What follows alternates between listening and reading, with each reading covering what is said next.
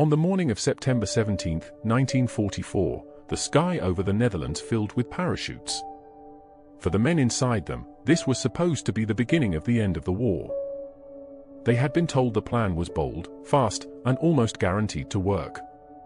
Airborne units would drop deep behind enemy lines, seize key bridges, and hold them until ground forces arrived. Once that happened, Allied tanks would drive straight into Germany. For this small unit, the drop felt clean. They landed in open fields, gathered their weapons, and moved into position with discipline. No heavy resistance. No chaos. It felt like success. Then the radios failed. At first, no one panicked. Equipment malfunction was common. They tried backup sets. Nothing. They sent runners toward nearby units.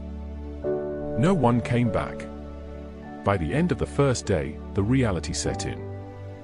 They had no contact with command. No idea where the front line was.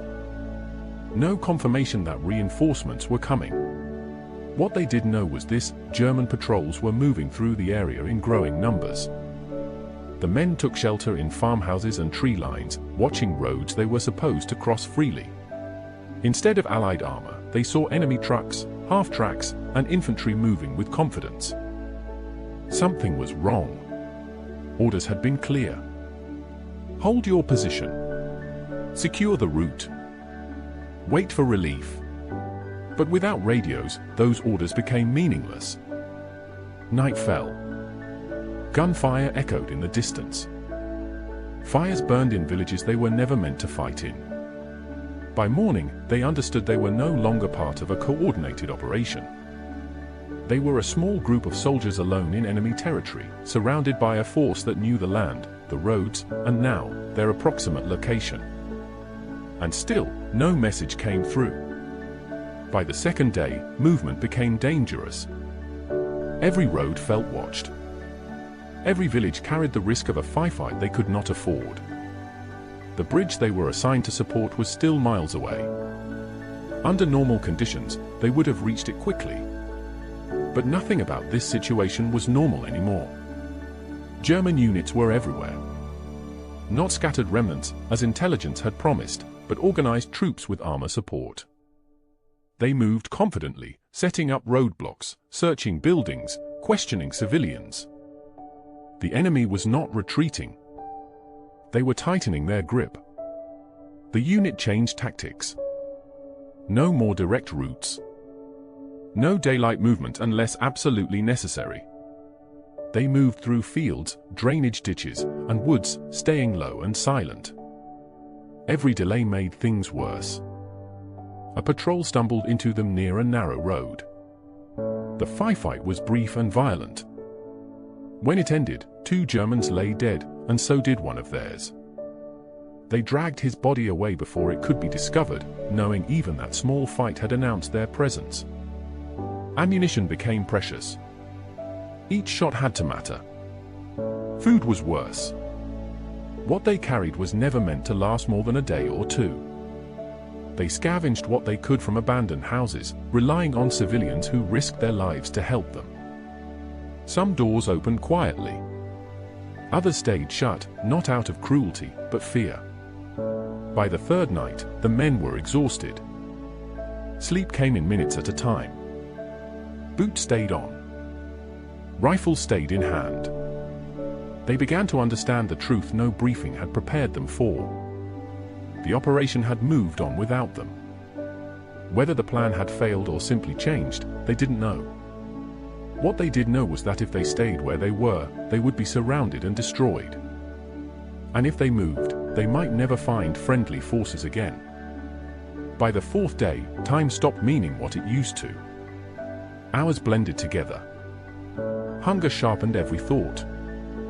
Cold settled into bones that never fully rested. They were still waiting for orders that would never come. Each morning began with the same question, asked quietly so no one else could hear the doubt in it. Do we stay, or do we move? No one had authority anymore. Rank existed, but direction did not. They rationed ammunition by counting rounds aloud.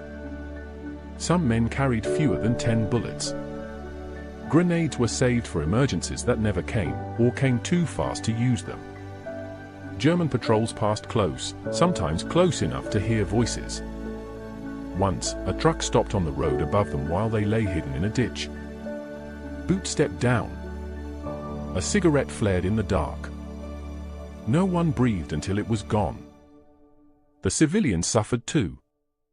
Farmers were questioned. Homes were searched. Anyone suspected of helping the Allies risked arrest or worse. The unit avoided contact when possible, knowing every interaction increased the danger for the people living there. One man was wounded during a brief clash at a crossroads. The injury was not fatal, but there was no medic, no proper bandages, no evacuation. They hid in a barn while the sound of engines moved past outside. He died quietly before dawn. They buried him in frozen soil with tools taken from a nearby shed. No marker. No report. Just a location they would never be able to give to anyone. By now, they knew the truth they were not supposed to say out loud. They were expendable. The plan had assumed losses. It had assumed units would be cut off. And somewhere far away, decisions had been made without their names attached. Still, no one talked about surrender. If they were going to disappear, they would do it on their feet. By the time they realized the main offensive had stalled, it no longer mattered. The bridges they were meant to support were either lost or never reached. The war had shifted elsewhere, leaving them frozen in a moment that no longer existed. They fought anyway.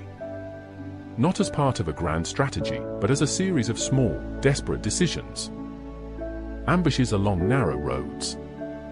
Night attacks on supply trucks. Quick strikes meant to confuse, not conquer. Each action bought them time, nothing more. They were no longer trying to win. They were trying to survive without being captured. German forces began hunting them deliberately.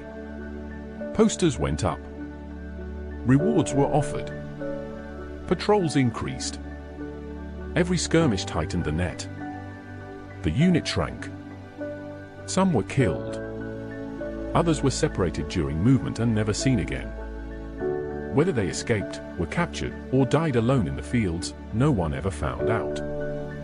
The men who remained stopped using real names. It made losses easier to bear. It made capture less dangerous. At night, they listened to artillery in the distance, knowing battles were still being fought, just not for them.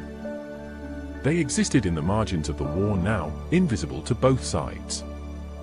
One last attempt was made to break through to Allied lines. It failed. Machine gun fire forced them back, leaving 2 more bodies behind that could not be recovered. After that, there were no more plans.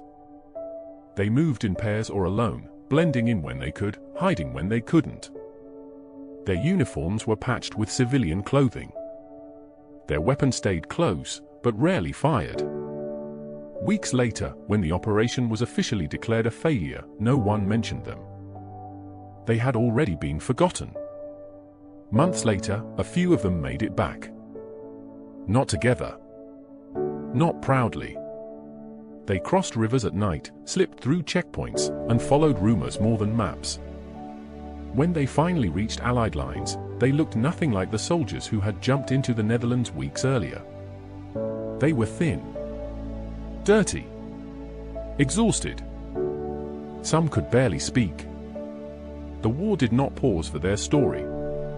They were questioned briefly, processed quickly, and reassigned or sent home.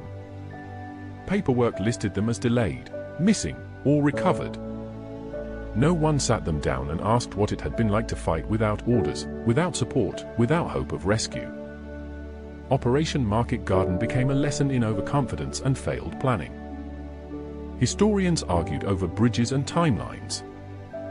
Generals defended decisions. Casualty numbers were tallied and debated.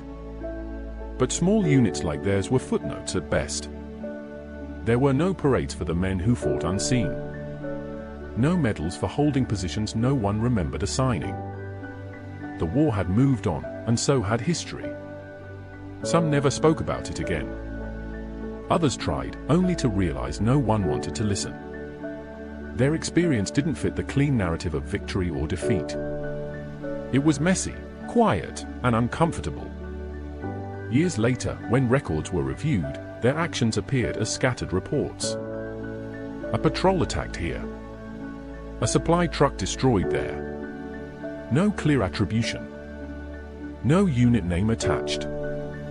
Just evidence that someone had been there. They had been dropped into enemy territory, cut off, and left behind. And when they survived, the world had already forgotten why they were there at all.